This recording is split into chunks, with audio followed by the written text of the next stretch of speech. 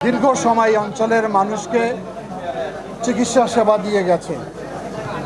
বিশেষ করে আমার এই উত্তর অঞ্চলের রংপুর বিভাগের হতদরিদ্র, নিম্ন মধ্যবিত্ত পরিবাররাই বেশি এখান থেকে স্বাস্থ্যসেবা বা চিকিৎসা সেবা গ্রহণ করেছে।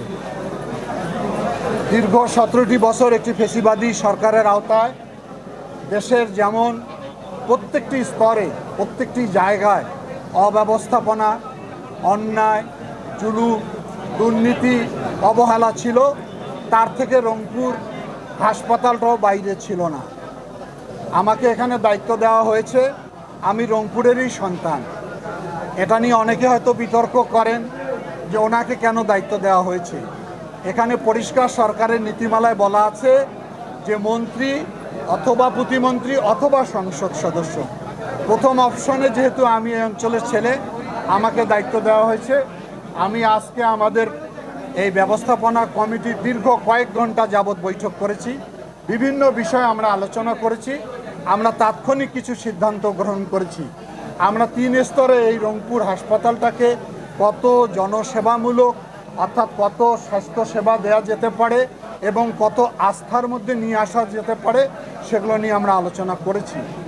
অগ্রগতির মধ্যে আমি 2-1টি কথা বলি।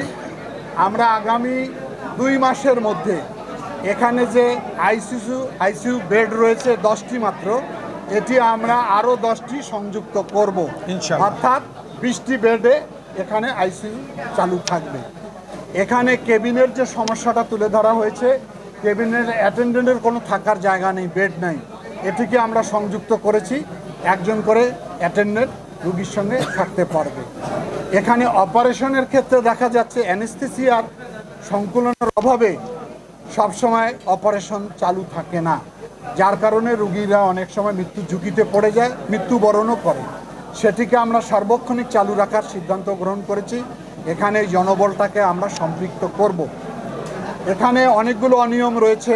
আপনারা জানেন যে লাশ পরিবহনের ক্ষেত্রে একটি সিন্ডিকেট এখানে কাজ করে।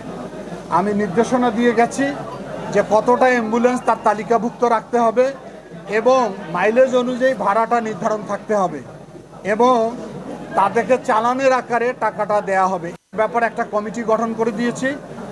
3 পক্ষের সঙ্গে আলোচনা করবে অ্যাম্বুলেন্সের মালিক বা চালক, আমাদের সিটি কর্পোরেশন এবং হাসপাতাল কর্তৃপক্ষ। তারপরে সেই অনুযায়ী পরিচালিত হবে। এখানে কোনো সিসি ক্যামেরা নেই। এত বড় একটি হাসপাতাল, সিসি ক্যামেরা নেই। এটাকে জরুরি ভিত্তিতে আমি নির্দেশনা দিয়েছি আগামী 1 মাসের ভিতরে যাতে সিসি ক্যামেরার আওতায় গোটা হাসপাতালটাকে নিয়ে আসা হয়।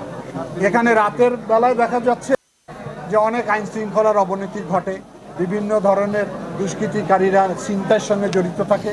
সেজন্য বলা হয়েছে আগামী 7 দিনের ভিতরে সবচেয়ে বেশি পাওয়ারফুল লাইট দিয়ে এটাকে আলোক উজ্জ্বল করা হবে, যাতে এখানে ওই ধরনের দুষ্কৃতিকারীরা কোনো সুযোগ গ্রহণ করতে না পারে।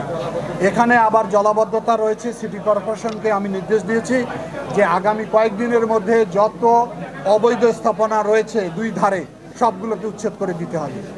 এবং এখানে দেখা যাচ্ছে যে আমাদের সীমানা যে প্রাচীর রয়েছে সেখানেও মানুষ ভেঙে নতুন প্রবেশদ্বার করেছে, এগুলোকে আমরা বন্ধ করার নির্দেশ দিয়েছি।